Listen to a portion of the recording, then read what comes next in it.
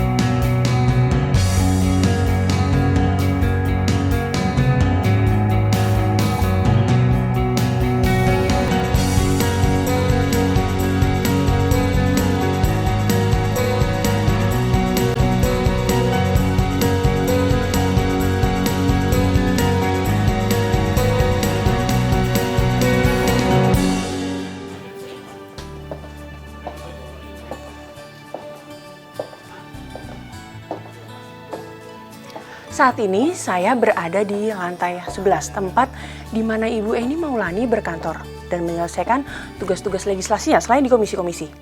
Kita akan mengulas seperti apa beliau tidak hanya sebagai seorang perempuan, tetapi sebagai seorang istri, seorang ibu rumah tangga, dan seorang anggota legislatif. Kita langsung masuk ke ruangannya.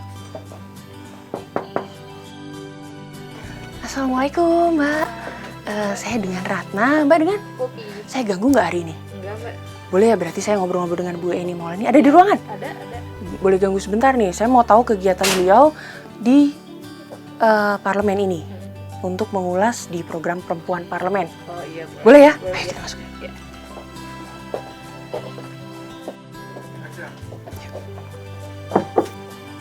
Ya. Dia mau ketemu Ibu. Oh ya, dari Ibu Fatma. Oke. Makasih banyak ya. Iya. Halo Ibu. Halo, apa kabar Mbak? Sehat? Sehat banget, saya dengan Ratna Apsari. Saya Oke. mengganggu ini waktunya sebentar. Ya, Kita boleh ngobrol-ngobrol Mbak? Mengenai boleh dong, Perempuan boleh. Parlemen. Siap. Sip. Kita duduk di mana? Di sini, di situ? Sini aja yang kayaknya enakan ya. Oh, oke, kita duduk di Ya, sini ya. sini aja. Oke. Oke. Halo Ibu Eni, apa kabarnya? Hal pertama yang saya tanyakan adalah kabar. Aduh, alhamdulillah baik, sehat dan seger. Insya Allah. Segar ya, meskipun rapatnya padat sekali ya. Oh, rapatnya bukan hanya padat, tapi ini double-double rapatnya. Kok duduk Karena dulu? karena saya kan anggota Komisi 7. Ya, Saya betul. juga anggota Banggar. Sekarang lagi musim Banggar nih. Jadi ya bahas anggaran. Jadi saya rapat di Komisi 7, saya rapat juga di Banggar. Kadang-kadang rapat juga di DPP Partai Golkar. Kadang-kadang rapat juga di fraksi. Ya pokoknya double-double lah. Dan dari pagi ada kunjungan-kunjungan? sampai malam. Belum lagi ada kunker atau kunjungan lah, reses belum. Jadi ini baru rapat aja double-double. Tapi alhamdulillah hari ini saya Bisa fit. bertemu ya, Saya bertemu. bisa langsung ngobrol-ngobrol. Bisa ngobrol. Karena saya penasaran sekali, Hmm. seorang perempuan itu biasanya pasti hanya akan menjalani satu profesi. Ya, Ibu banyak berbagai macam profesi. ya itu kan hanya ya lihat dari mana perempuan yang hanya menjalani satu profesi. Ibu rumah tangga juga sebenarnya banyak kok profesinya. Jadi bisa menyambi apapun. Bisa menyambi apapun. Bisa menyambi apapun. Perempuan harus beda lah. Perempuan hari ini harus beda. Betul, perempuan hari ini harus beda. Ah. Itu kata-kata bijak satu yang saya dapat dari Ibu nih. Perempuan harus cantik. Perempuan harus cantik, cantik hati. Cantik hati. Tua itu pasti, cantik adalah pilihan. Betul. Ya kan? Yang kedua nih. Yang kedua. Dan yang ketiga, Mm-mm. pertanyaan yang kedua. Oke. Saya penasaran Ibu, apa yang membuat Ibu tertarik di dalam bidang atau dunia politik? Terjun ke dunia politik pertama kalinya. Jadi gini, saya meyakini politik ini alat untuk mencapai tujuan. Alat ya. Karena bagi saya ingin berbakti, saya ingin mengabdi kepada bangsa dan negara. Saya ingin bagaimana saya bisa ada sesuatu yang saya mau berikan. Nah, lewat politik ini saya meyakini lewat politik ini adalah jalannya. Karena kalau saya ingin mencapai tujuan bagaimana perempuan itu menjadi mandiri, perempuan itu menjadi kuat, ya lewat politik ini. Karena di politik inilah bisa mengubah sesuatu. Saya masuk DPR, saya bisa membuat undang-undang yang ramah dengan perempuan misalnya. Salah satu contoh. Misalnya saya agak marah dengan lelaki yang memperkosa perempuan, lelaki. Kejahatan Kita seksual. bikin dong undang-undang untuk bagaimana caranya supaya itu mengurangi. Kita bikin undang-undang cara mengemiri, undang-undang kebiri. Ibu bisa menekan di DPR. Saya menekan di DPR. Nah, itu makanya saya masuk politik. Dengan politik saya ingin mengubah sesuatu atau paling nggak memberikan sesuatu buat negara, buat bangsa. Tidak semua perempuan menyukai politik. Ya karena gini, ya nggak semua perempuan, karena kita negara kita perempuan itu banyak sampai hari ini nih masih perempuan itu masih jadi pelengkap aja. Betul. Baru masih tahap pelengkap. Sangat susah perempuan untuk masuk di parlemen ya, untuk masuk politik karena masih menjadi pelengkap.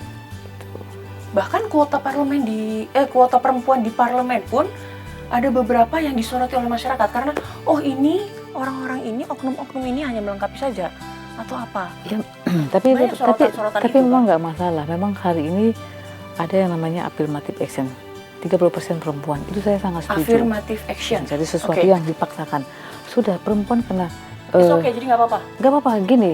Karena startnya berbeda. Perempuan dengan laki-laki mempunyai start yang berbeda. Laki-laki sudah punya dari segi pendidikan, dari sisi budaya kita juga memang mengunggulkan laki-laki gitu ya.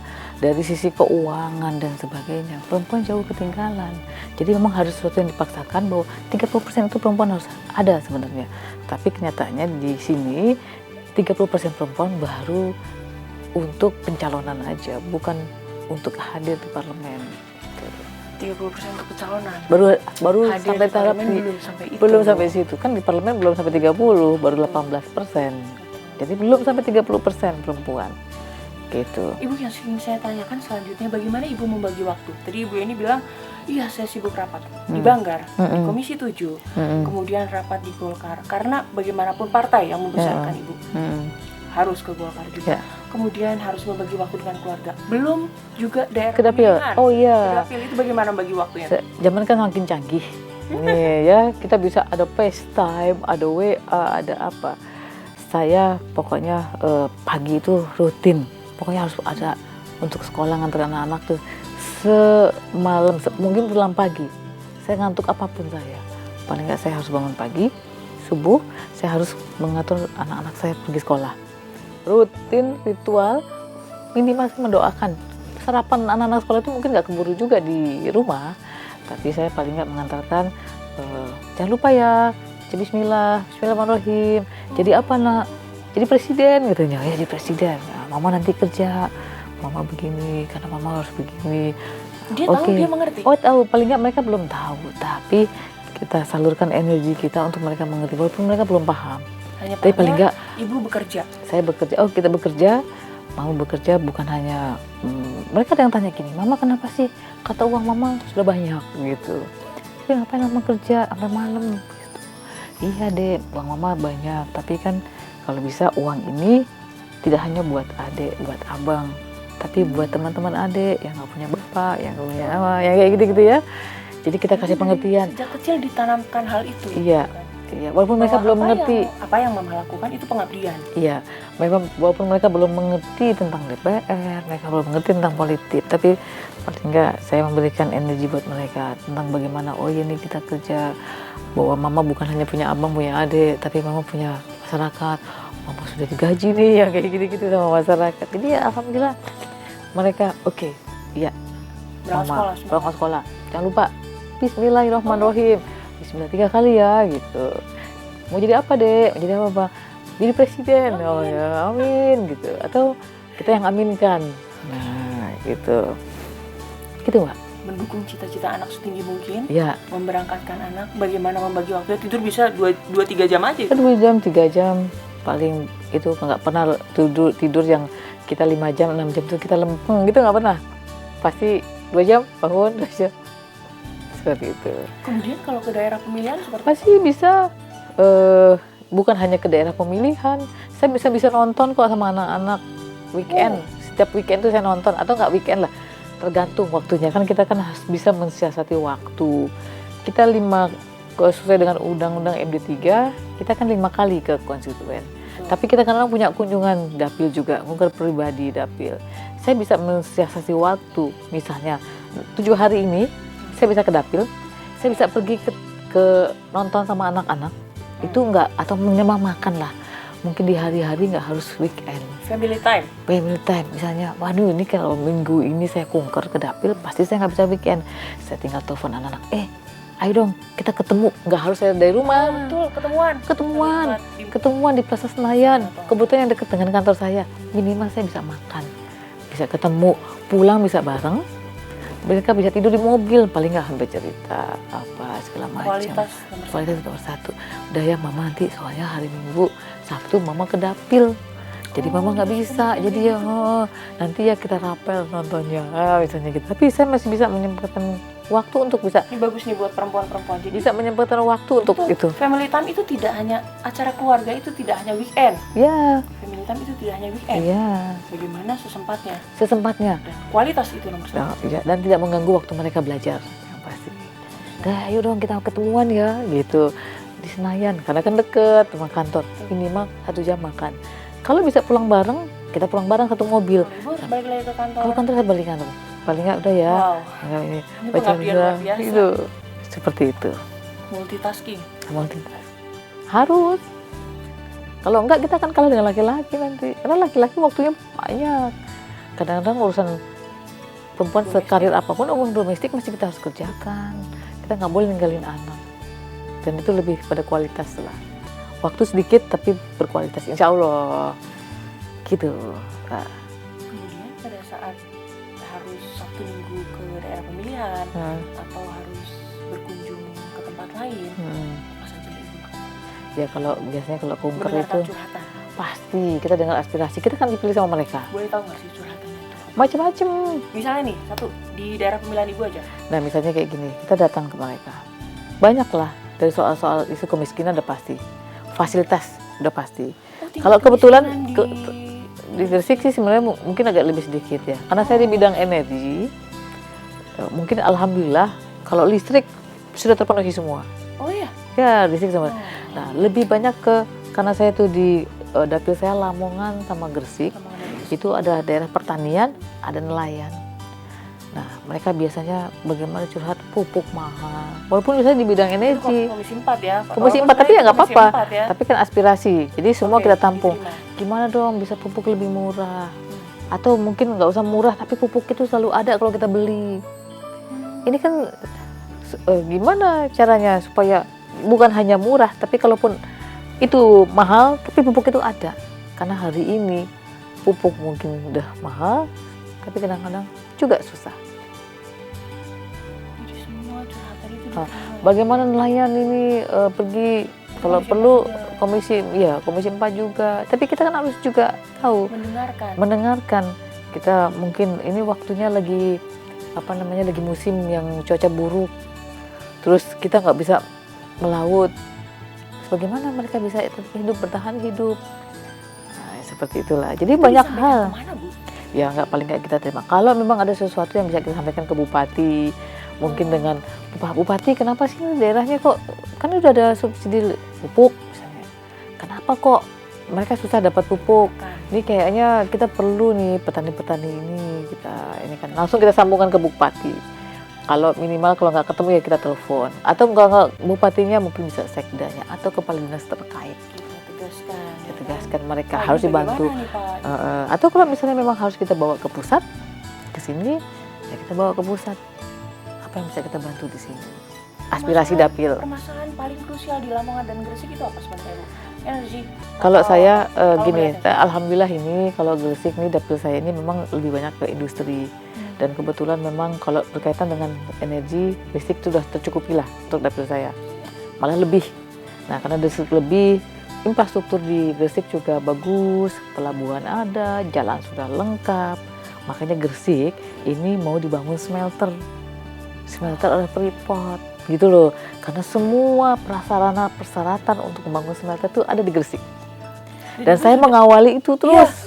Ada berita-berita tentang pokoknya saya kalau ini smelter ini kapan pembangunannya ini kapan? Saya mengawali. itu. Jadi kalau misalnya Smelter katanya mau dibangun di petrokimia, tapi ternyata kayaknya agak bergeser kemana. Saya mengawali betul supaya pembangunan. Dan bagaimana menyoroti kontrak kerja Freeport juga Ibu? Pasti, pasti karena kita ingin kontrak kerja Freeport misalnya. Kok Freeport boleh ekspor? Sedangkan saya lihat begitu kunker di lapangan nggak ada pembangunan misalnya. Oh ini kita langsung kontak dengan menterinya. Saya sampaikan ke Pak Menteri, bagaimana nih Freeport? Bagaimana komitmen Freeport? Karena amanah undang-undang Freeport harus bangun smelter. Oke, Freeport boleh ekspor, tapi kan smelter harus dibangun. Tapi kalau belum kita lihat, Kapan nih smelternya? kapan? Kok saya tanya ke Petro, begitu saya kunker ke bawah, saya ketemu dengan direksi Petro, kok begitu saya tanya nggak ada sama sekali. Tolong dong diperjelas. Nah, paling nggak aspirasi dari Dapil itu bisa sampai. Gitu, Mbak. Jadi itu salah satu. Belum lagi kalau di Lamongan, macam-macam lah, soal nelayan, soal ada yang minta hadir kita untuk mereka lagi ada acara sunatan, acara istighosah. Bahkan hal-hal seperti itu Ya, Ibu kadang-kadang diminta untuk hadir. Ya banyak, tapi kan Berarti akhirnya mereka memiliki kedekatan di hati juga ya. ya karena nggak mungkin lah. Akhirnya tapi kita kan nggak mungkin kalau udah jadi anggota DPR kan kita nggak mungkin hanya mendengarkan Dapil, tapi semua Indonesia. Cuma karena saya berangkat dari sana, prioritas di sana, tapi harus bagi-bagi waktu juga untuk ke Dapil, di parlemen, di partai. Semua yang berkontribusi Ini untuk mendekatkan juga hati ke hati ya. Iya, iya, betul. Perempuan bernama lengkap Eni Maulani Saragih. Lahir di Jakarta pada 13 Mei 1970. Beliau adalah istri dari Muhammad Al-Katzik dan telah dikaruniai 2 orang anak.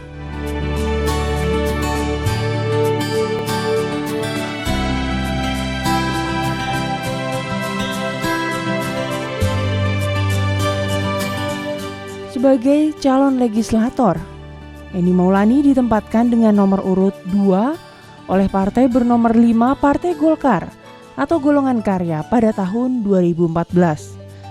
Dengan berbagai upaya, kerja keras, dan restu dari keluarga, Eni Maulani Saragih berhasil memenangkan hati rakyat daerah pemilihan Jawa Timur 10, meliputi Lamongan dan Gresik. Eni juga merupakan satu-satunya wakil perempuan dari Provinsi Jawa Timur dari Partai Golongan Karya yang mampu memegang amanah menjadi wakil rakyat.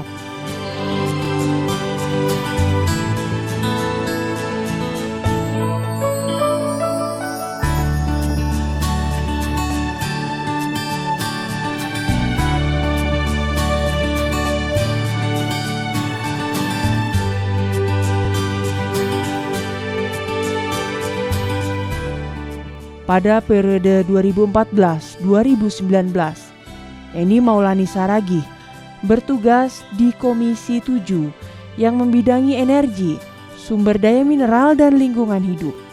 Suatu prestasi yang tak biasa bagi seorang perempuan menjalankan tugas-tugas legislasi di bidang energi, sumber daya mineral dan lingkungan hidup. Di sela kesibukannya menjadi seorang wakil rakyat, Eni tak pernah lupa tanggung jawab sebagai seorang istri dan ibu bagi anak-anaknya. Kualitas waktu saat bersama anak selalu diutamakan. Dalam setiap pertemuan, selalu terselip doa bersama dan suntikan energi untuk kedua putranya.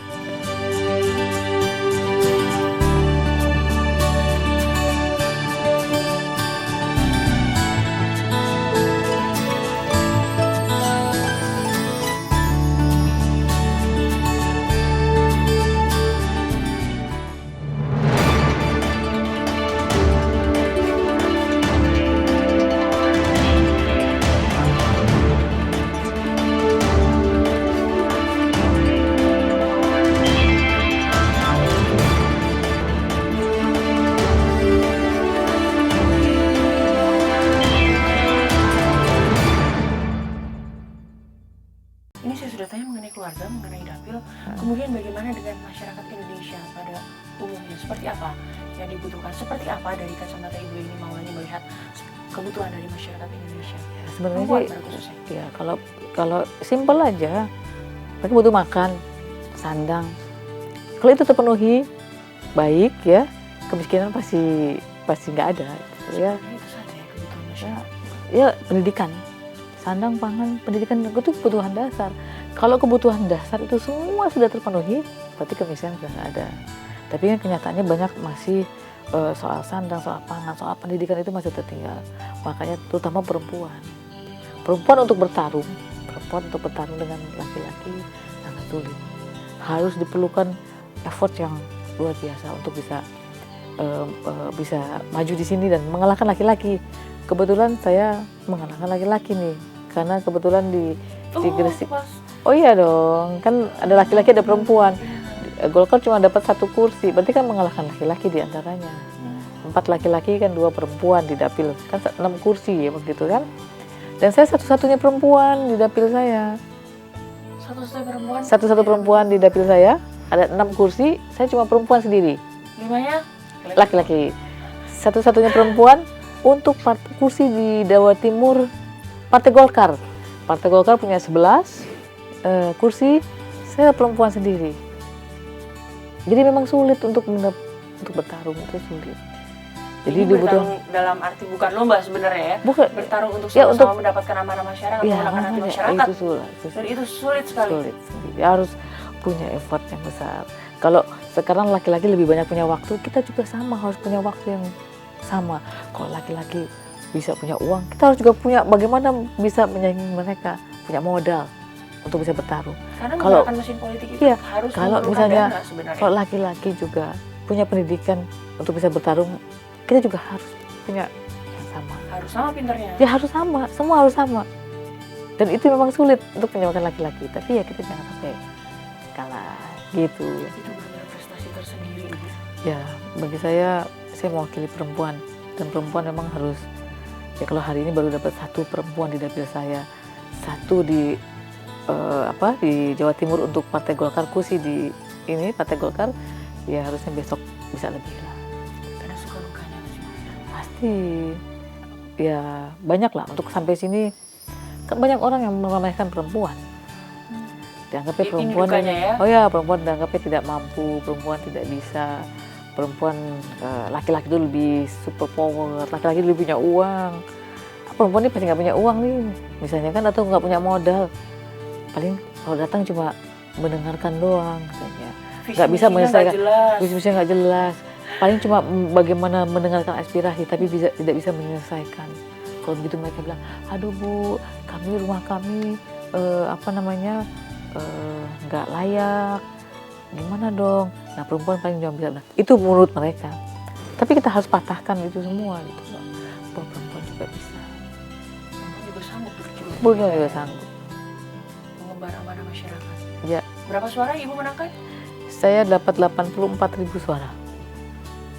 Dan Bukan hal yang mudah itu kan. bukan hal yang mudah untuk meyakinkan pemilih 84.000, ketemu mereka, meyakinkan mereka bahwa saya, terutama untuk perempuan, saya mewakili perempuan. Paling tidak kalau perempuan hadir di sana, apa yang menjadi kebutuhan perempuan bisa lewat kami. Laki-laki mana ngerti gitu loh. Kalau ada laki-laki yang banyak kuasa laki-laki mungkin mau memperjuangkan itu. Paling tidak perempuan yang mungkin bisa memperjuangkan untuk kebutuhan perempuan gitu. Pada saat harus, pasti itu butuh waktu untuk bolak-balik ya Bu. Pastilah, bukan hanya waktu, terus ya mau dana apa segala macem. Saya 8 bulan bolak-balik. Mungkin selama 8 bulan saya maju, itu weekend Jumat Sabtu Minggu saya di dapil. Bagaimana anak-anak saya, aduh mama minta maaf ya gitu, Jumat Sabtu Minggu saya nggak pernah ada di rumah. Jadi saya akhirnya minta tolong sama ada mbaknya, saya minta tolong saudara-saudara saya, ada kakak saya yang perempuan.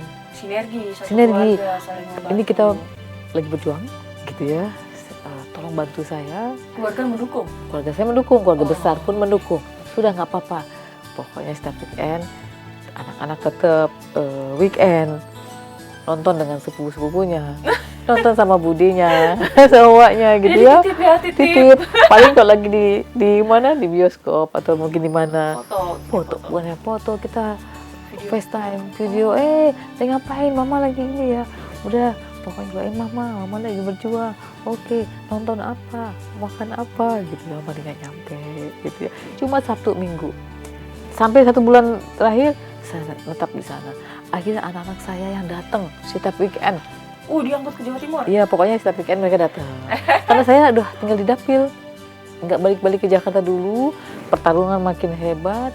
Kita harus fokus. Gitu kan. Harus berjuang. Saya nggak balik. Akhirnya, nak, kayaknya mama nggak bisa nih. Udah ya, weekend mereka yang gantian weekend ke sana. Udah weekend, Sabtu mereka balik. Tapi itu perjuangan. Dan alhamdulillah mereka mengerti bahwa mamanya lagi berjuang dan Anak-anak ikut dilibatkan. pasti Bahkan pada saat sampai di DPR, ibu juga tadi kan bilang pengertian ya anak-anak, mama juga harus bekerja, Iya. anak-anak juga ikut dilibatkan. Iya, pasti. Dukungan keluarga itu sangat besar pasti sekali. pasti. Jadi Ini jangankan pelajaran juga untuk perempuan. jangankan itu sampai Menghargai anak-anak keluarga, iya. pentingnya keluarga. Dan lagi bukan itu aja, begitu bertarung anak saya, semua keluarga saya ikut ke Jawa Timur. Begitu menyatakan saya menang atau tidak, anak-anak saya yang umur 12 tahun mungkin udah mulai mengerti, mama menang nggak sih? Dia ikut dulu Dia sedih. nggak tahu, dia nggak tahu, Nggak apa, tahu, cuma pokoknya nanya tahu. Mama ini menang nggak? Iya, ini menang Mama atau menang enggak? nggak gitu? Untuk membesarkan hatinya. Enggak, mama menang pasti. Mama kan belum sampai ketahuan tuh. Iya. Menang apa enggak? Mama menang. Udah, abang tenang aja. Mama menang nggak sih? Coba. Tapi kan belum, dia udah bisa baca koran, dia udah baca. Mana yang menunjukkan mama yang menang kan belum ada. Mama menang nggak sih? Satu hari tuh bisa cuma mau nanya, mama menang nggak? Sampai saya juga jadinya akhirnya merasa terbebani juga. Aduh, anak saya ikut mikir, bang, mama menang. Insya Allah mama menang. Abang berdoa aja. Gitu. Kurang lebih dia belajar di dunia politik juga itu. Ya, karena memang saya ajarkan juga dari kecil harus jadi pemimpin. Terus kadang-kadang karena mungkin selalu bilang jadi pemimpin, jadi apa pemimpin. Kadang sering ledekin mereka. Abang mau jadi apa? Abang mau jadi satpam katanya. Sengaja mau ngeledekin kita. Tapi ya saya bilang nggak apa-apa, yang penting jadi pemimpin satpam. Tetap pemimpin juga. Jadi kita apapun, jadi apapun Menghargai. mengapresiasi. Ya nggak apa-apa, tapi jadi pemimpinnya ya gitu. Jadi nggak kita bilang nggak boleh, nggak apa-apa, tapi jadi pemimpinnya. Bagaimana perempuan itu harus mendapat dukungan dari keluarga, menghargai peran keluarga, menghargai peran orang di sekitarnya. Ya. Bahkan dari mulai dapil sampai ke seluruh masyarakat Indonesia. Iya, semua proses itu saya ikutin semua, dan alhamdulillah itu juga saya telurkan juga kepada perempuan-perempuan di dapil saya, perempuan-perempuan yang saya kenal. Ayo perempuan, jangan putus asa. Perempuan tadi yang saya bilang harus cantik. Tua itu pasti, tapi cantik itu pilihan. Makanya saya di dapil itu saya ajarkan bikin program untuk belajar bahasa Inggris. Ibu-ibu semua belajar bahasa Inggris. Perempuan harus cantik, baik dari hati. Dari hati. Dari otak. Cantik itu maksudnya cantik itu pilihan kenapa? Maksudnya bahwa cantik itu dari dalam. Betul. Kalau tua udah pasti yang cantik, yang muda mungkin termakan usia, Itu waktu masalah waktu. itu hilang, pasti akan hilang. Tapi yang dari dalam, makanya saya lihat Hillary Clinton makin tua makin punya power karena itu kecantikan yang luar biasa di dalam. Dari Kekuatan dalam. perempuan itu sedang maju di dunia-dunia. Pastilah, Dan apalagi. sedang dilihat Ya. di mata dunia. Ya. Dan yang Indonesia nggak mungkin dong. Dan bagi saya Indonesia Baik-baik nggak aja. ketinggalan. Mengikuti Indonesia itu. paling nggak, Indonesia sudah ada teruji, presiden sudah perempuan. Di Ya, Amerika belum. Ibu Sri Mulyani sudah dihargai Wow, di udah mata dunia. jauh udah. Bahkan Pokoknya masuk sini kembali menjadi menteri.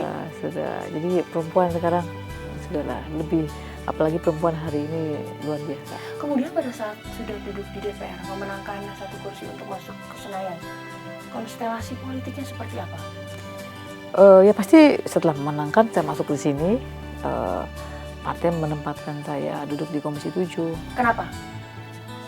Mungkin saya punya background di Komisi 7. Karena sebelum saya masuk ke parlemen, ada beberapa background saya di urusan migas. Gitu. Jadi Ibu mengetahui masalah energi. Paling tidak saya sedikit mengetahui, kalau bilang banyak mengetahui, tapi paling enggak saya bisa mengetahui Ibu udah soal energi. sedikit mengetahui ya, oke. Mengenai Padahal energi, Ibu paling nggak saya punya background lah. termasuk vokal loh nih. Ibu termasuk vokal Jadi punya background dan lah. pinter loh. Background gitu. Jadi partai menempatkan saya di Komisi 7 dan saya total untuk bekerja seperti itu. Total untuk bekerja untuk komisi yang memang sudah di Pada saat di Komisi 7 bagaimana memperjuangkan aspirasi masyarakatnya? Terus Ya. kemudian saling berkoordinasi dengan partai-partai lain. Ya. Karena sudah tidak memegang bendera partai lagi pada saat sudah di komisi kan? ya Bagaimana memegang amanah masyarakat itu pada saat. ini tapi alhamdulillah Dan sedikit banyak ada. dan alhamdulillah partai. ada mungkin sekitar 48 orang Komisi 7, Oke. ada 4 perempuan, 5 perempuan di Komisi 7. Jadi memang sangat minim banget.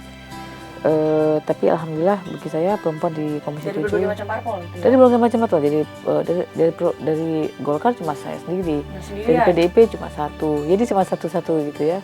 Dan 5 orang perempuan, dan bagi saya kita tetap mewarnai, ya nggak mau kalah, tetap mewarnai di Komisi 7, perempuan-perempuan di Komisi 7. Jadi kita Baik soroti warna-warni parpol maupun warna-warni paling nggak suaranya. dinamika di Komisi 7. Bagaimana kita bicara masalah energi, gimana kita bicara masalah revisi undang-undang minerba dan migas, bagaimana kita bicara masalah listrik dan sebagainya, masalah subsidi. Wah, dan alhamdulillah perempuan-perempuan di Komisi 7 ikut mewarnai juga. Dinamika politik di situ ikut mewarnai juga. Sempat merasa kita manusia ya, tidak hanya perempuan saja. Ada perasaan jenuh, lelah, bete, karena apa yang diperjuangkan belum selesai-selesai. Pernah nggak ada rasa seperti Ya kalau rasa pastilah, manusia kan nggak ada yang sempurna. Manusia juga nggak yang seperti robot. Ya itu? ada Dan seperti malaikat juga. ada malaikat juga. Ini manusia yang banyak Ada tidak. rasa kesel gitu. Ya, manusia tidak sempurna. Manusia bukan malaikat, manusia bukan robot, gitu kan? Nggak dilaku-lakuin Cita Oh iya Petri pasti, atau oh apa iya gitu, pasti dong, ada. pasti dong. Itu dinamika, saya pikir. Itu proses yang harus kita lewati, gitu. Tapi tetap bahwa apa yang diamanahkan rakyat sama kita, apa yang ditugaskan partai buat kita, yang penting kerja dengan hati. Jadi kalau dengan hati, kita kan senang tuh, happy. Mau sesibuk apapun, ada saya ditugaskan partai untuk jadi banggar. Saya terima. Nah, Saya mengurus belajar anggaran Bu. mengurus anggaran. Itu pasti udah ada saat momennya jenuh. Pasti Karena karena anggaran itu kan pasti. Tapi alhamdulillah karena kerja dengan hati, kita ikhlas menerima tugas dari partai. Ini juga amanah rakyat. Ya, pokoknya dikerjakan dan alhamdulillah happy aja. Masih segar sampai hari ini. masih sampai hari ini saya bertamu, ngobrol, Masih ngobrol. ngulik-ngulik masalah keluarga, Masalah keluarga. ngulik-ngulik masalah dapil. Dapil. Alhamdulillah masih fresh. Pernah masih nggak sih sehat. galak sama pemerintah gitu? Ceritain. Katanya sih orang pernah bilang galak ya. Saya galak. Ada satu nggak? Ada Satu. satu agenda yang Ibu benar-benar concern dan menekankan. Satu masalah gas. Oke. Saya memang concern dari awal. Saya masalah gas. Karena ada beberapa yang ini salah menurut saya, persepsi yang bahwa ini waktu Pak Sudirman Said bikin permen yang tidak ramah dengan trader swasta, pengusaha swasta. Saya memang karena berangkatnya juga dari swasta, jadi saya kan juga paham gitu ya, mengetahui dan ini merugikan dan ini tidak baik gitu loh, tidak bagus. Makanya saya sampaikan, Pak Menteri, tolong dong, saya bilang gitu kan, jangan hanya ya seolah-olah ini nggak perlu sama swasta gitu ya. Ini swastanya anak-anak bangsa juga, saya bilang, yang harus dihidupkan. Mereka sudah bangun, mereka juga sudah bangun infrastruktur, mereka juga sudah investasi, jangan dibunuh. Karena ada beberapa peraturan menteri itu yang tidak perlu sama mereka soal gas. Wah itu saya khusus konsen. Saya pokoknya setelah itu saya ngomong ke Dirjen Migasnya, saya ngomong sama menterinya, saya ngomong di media. Memang sedikit vokal, kelihatan galak. Karena aspirasi masyarakat itu kan bukan hanya di dapil saya. Betul. kan pengusaha-pengusahanya juga masyarakat yang sama, yang kita juga perjuangkan juga aspirasinya. Sudah Bagi duduk saya di Senayan, nggak fair, amanahnya rakyat Indonesia. nggak fair mereka swasta kok seolah-olah swasta dikesampingkan, pengusaha-pengusaha yang mungkin masih belum baru mau beranjak, saya nggak setuju itu. Saya suarakan aspirasi mereka dan alhamdulillah berbuah. Iya. Paling nggak permen yang tidak pro dengan mereka diganti. Dan apalagi ini sekarang sudah sudah walaupun ini ya ganti ini kayaknya lebih pro dengan, bukan berarti pro dengan, pokoknya mereka pro dengan industri swasta seperti itu. Pemerintah mau menurunkan harga gas. Padahal saya tadi harga gas itu paling mahal di dunia. Itu selalu mungkin setiap kali rapat saya selalu ngomong dimanapun, mau ketemu menterinya, mau ketemu, pokoknya ini tolong harga gas paling mahal bukan hanya di dunia, saya bilang. Ini udah diturunkan harganya perpres Pak Jokowi menurunkan harganya di hulu. Saya bilang itu baru di hulu, belum di hilir. Kalau nggak sampai di hilir harga gas diturunkan, industri kita nggak akan. Jangan harap kita bisa maju, jangan harap kita bisa mengalahkan bisa berkompetisi dengan negara-negara lain, apalagi dengan masyarakat ASEAN yang sudah terbuka begini. Nonsen. Sebelum masalah energi, terutama untuk gas, bisa diatur di hilir untuk harga gas murah. Jadi Ibu sangat Terus tegas saja, dalam hal itu. ya terus saya fokus tuh ngomongin. Makanya begitu kalau ketemu teman-teman wartawan, Bu, pasti mau nanya gas ya. Padahal mereka juga nggak mau nanya, tapi saya sengaja bunyikan itu dan alhamdulillah Semua paling itu harus digaungkan terus, perjuangan demi masyarakat Indonesia. ya, ya. Perempuan, masyarakat kecil, bahkan Walaupun saya harus pengusaha. ngelawan, misalnya saya ngomongin, wah nih BUMN, PGN, wah mungkin PGN-nya agak gimana, aduh gimana, tapi saya terus dan alhamdulillah Karena apa yang saya sampaikan itu, suara Ibu suara rakyat. ya, dan disampaikan di lewat media memuat itu, dan itu jadi Terus persepsi, dan pemerintah hari ini juga mendengarkan, Ada concern akhirnya dari pemerintah. ada concern dari pemerintah, dan akhirnya oke, harga gas memang harus turun. Oke, kalau hari ini permen harga gas di hulu sudah turun, kita harus mengatur harga gas di hilir juga turun supaya industri kita maju. Dan itu kan buah dari apa yang kita perjuangkan. Gitu, Mbak. Benar-benar bermanfaat sekali, benar-benar sebenarnya sih waktunya nih kurang sebenarnya sih. Ya, Bu. nanti kita bisa ngobrol-ngobrol sampai malam ini nih. bisa nanti episode berikutnya. Kita bisa ngobrol-ngobrol sampai malam. Oke. Dari mulai ngobrol sebagai seorang perempuan, karena saya juga perempuan, saya Ya. harus belajar banyak dari perempuan-perempuan yang berhasil. Ya. Dan Ibu dengan rendah hati, dengan kerelaan hati dan waktunya meluangkan waktu untuk Oke, saya saya dan perempuan-perempuan yang Saya hebat ini. saya pokoknya siap kalau seri untuk Kebaikan. kebaikan. Oke, saya siap aja. Apalagi kalau seri untuk perempuan. Kapan aja, insya Allah saya siap. Perjuangan untuk perempuan, perjuangan untuk keluarga, bagaimana perempuan harus menjadi perempuan yang cantik. Cantik. Cantik itu seperti apa? Cantik itu Ya Dari- dari hati. Cantik dengan ilmunya aja gitu ya. Kalau cantik fisik tadi tua itu pasti akan hilang dengan sendirinya, pudar. Tapi cantik dari hati itu akan bisa sampai tua pun terus. Seperti Hillary Clinton, makin tua makin cantik menurut saya. Sri Mulyani, betul. Ibu Megawati, coba makin tua makin punya power dan itu kelihatan cantik. Bahkan Ibu Ani Yudhoyono yang Ibu Ani, mendampingi Bapak SBY. pokoknya kalau perempuan cantik Semua di harus hati berkiprah itu akan di masing-masing bidangnya. Kita harus melihat itu, tidak Oke. hanya menjadi perempuan yang biasa-biasa aja, Ya. tapi mau maju di bidang mereka masing-masing. Ya. Kita harus melihat itu. Iya. Perempuan yang cantik tidak hanya dari fisik Ya. yang termakan oleh waktu, waktu. tapi dari hati, dari otak kita harus tetap maju. Oke. Kemudian menjadi perempuan tidak melupakan keluarga, Iya, tidak melupakan keluarga. Keluarga selalu nomor satu. nomor satu. Ya. Demikian. Ya. Demikian perempuan parlemen kali ini. Saya Ratna Apsari bersama Ibu Eni Maulani Saragi. Ibu Eni Maulani Saragi mengucapkan sampai jumpa.